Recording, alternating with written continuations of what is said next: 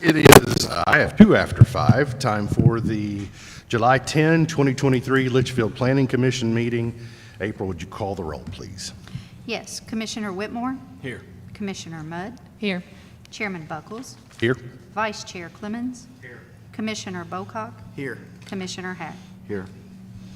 We have a quorum, full house, and mentioned staffer Heather Peters is here, and our counsel Dave Vickery is here as well. You should have a copy of the special call meeting minutes from May 24th, as well as the June 23rd minutes. Please review those, and if there are no changes, I'll accept a motion to accept them as in their entirety or individually in case there are changes to either of them.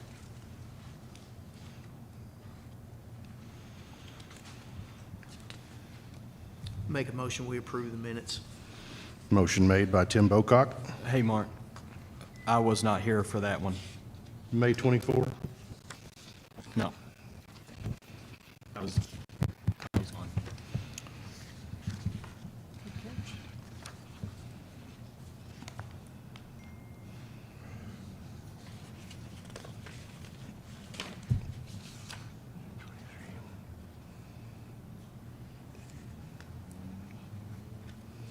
Okay.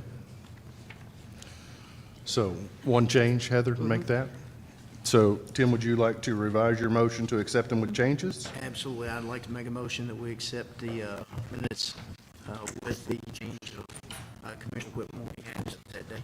Tim revises his motion. Do I have a second? Second. Missy with the second. All in favor, please say aye. Aye. Any opposed? Okay, let the record reflect Planning Director Tyler Harrell is present for the meeting as well. Who seconded that? Missy. All right. I don't see any official visitors present. There is a sign-in sheet for anyone who wants to speak during our public hearing. For the record, we will let you know that, but I don't see any. So with that, I will entertain a motion to open the public hearing. Kendall Clemens makes a motion to open the public hearing. Second. Wes Whitmore with a second. All in favor, say aye. Aye. Any opposed?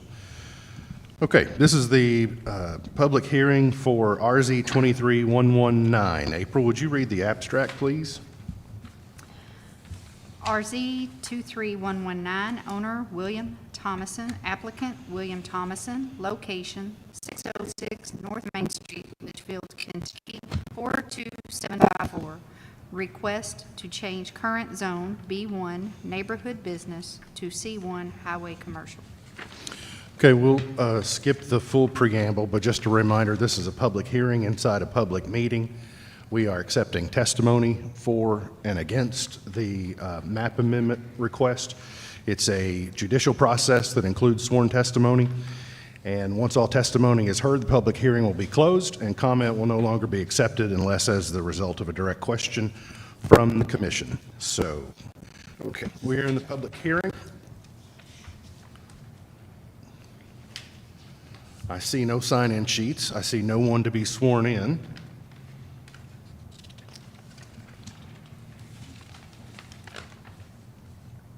Tyler, do you have a recommendation? I recommend that the zoning change be granted.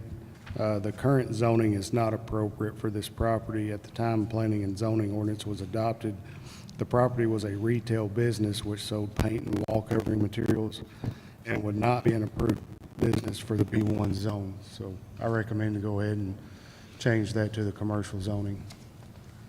All right, I guess we need a motion to close the public hearing and we'll have further discussion. Do I have a motion? I'll make that motion. Wes Whitmore with the motion, the second. Second. George Hack with the second. All in favor, please say aye. Aye. Heard unanimous.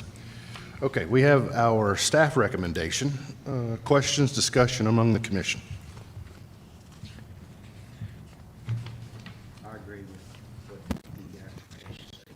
That it was probably improper zone. You know, my studying on this, it kind of revealed something that I found to be sort of interesting, where it kind of found a void when in our permitted uses between B1 and C1, I was a little surprised that something such as the business that was, previously in this location wasn't specifically, mentioned. C1 is a pretty, it's usually a larger leap, you're talking about dealerships and things with lots of square footage. And so in this neighborhood, which is, surrounded by B1, it was odd to me that the other current uses fit B1. So it's almost a definitions problem more than it is an inappropriate zone. But I certainly agree that at the time, for the function of what was being practiced in that building, it probably didn't get the zoning designation that it probably should have based upon the way everything was zoned from the jump. I did have one additional question about Taylor. I guess we're looking at a slew of variances on this if we make this change. Are there parking issues? Are there setback issues? Are there? Well, there's ample parking around that building, and it's recently been blacktopped and striped off. A lot of improvements being made up there. I don't think that there would be anything with setback with the current building since it was already established before planning and zoning. We're just asking to change the zone to permit what was being there before as a retail establishment. Now, right now, obviously, there's nothing going on in that building, but it is being remodeled. Right, but the way that it currently sits, setbacks aren't an issue, et cetera. But once the map amendment is made,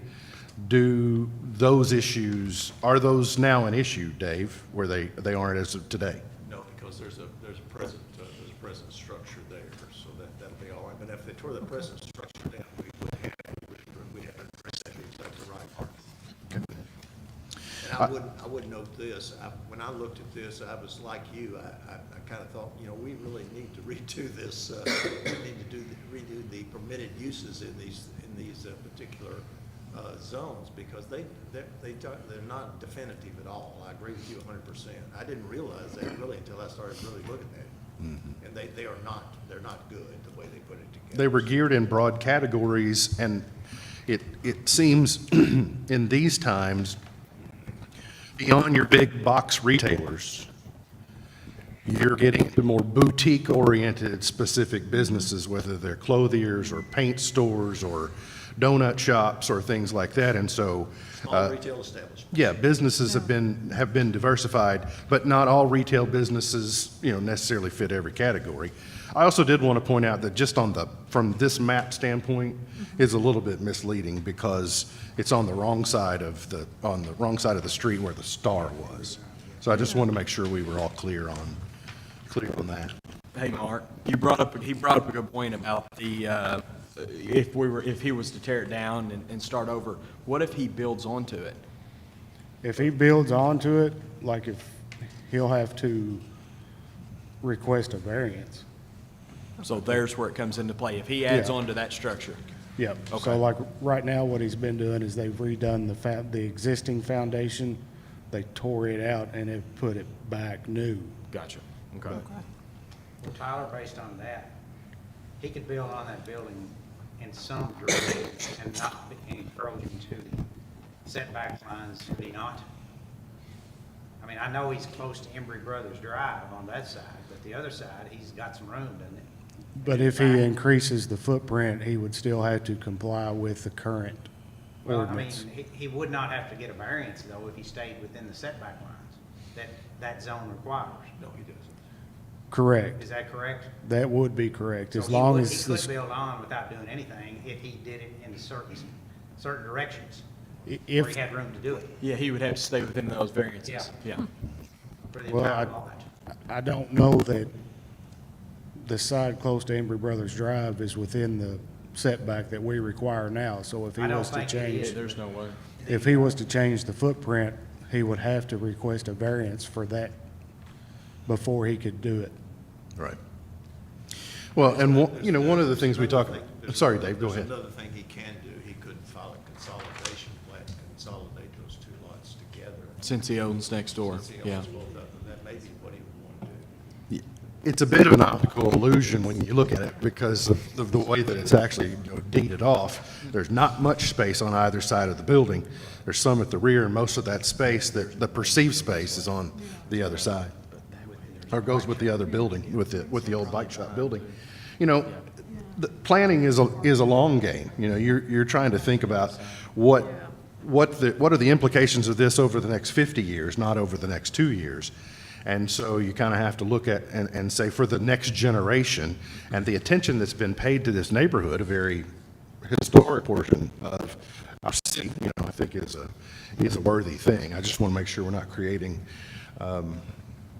long-term problems or greater problems than what we have right now. So with that, I will await either a motion to approve or to reject the map amendment request. We have closed the public hearing, yes.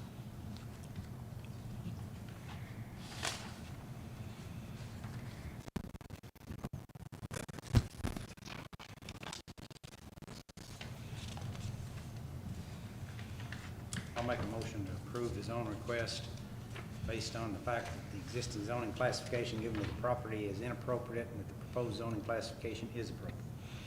I have a motion by Kendall Clemens, I'll second. April Bowman with the second. All in favor say aye. Aye. Any opposed? Okay, this recommendation will be forwarded to the Leitchfield City Council, which they will review at their next regularly scheduled meeting. So, thanks to everyone. Okay, any old and unfinished business, Tyler?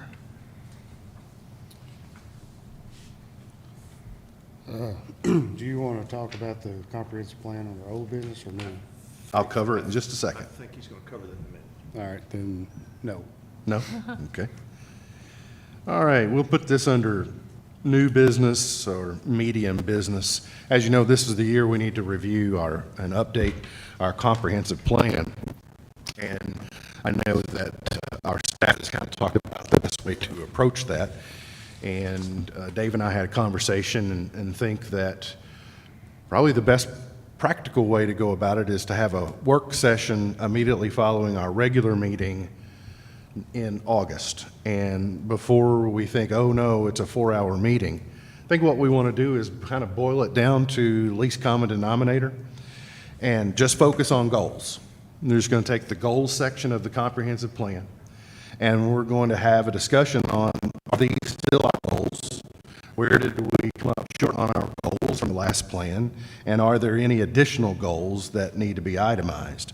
Then once we focus on that, we'll have a month to kind of think about objectives. We'll be able to review the objectives and see what objectives do we need to come up with to achieve the goals that we've laid out.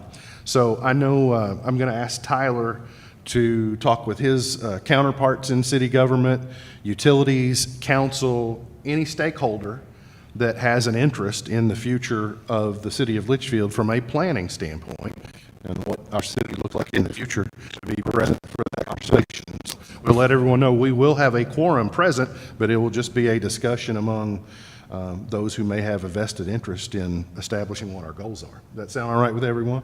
To recap, you're going to, at the discussion with the commission, you're going to invite the public to be a part of that. Is that right? They are certainly welcome to. Anytime we're collectively together, the public is welcome to overhear any of those conversations. We will just have it outside of our normal agenda meeting so that we can have a free flow exchange and ideas. So everyone is welcome. But in particular, I think it would be very healthy to have council members present, utilities commissioners present, anybody, public works, et cetera, because all those things go into the stew that we're trying to look at for the next, 2 or 3 decades. Do you have a question, Tim? Yes, sir. I'm not sure if they'd be available, but me and Tyler and a few others went to the Lincoln Trail Area Development District presentation about the impact of Blue Oak.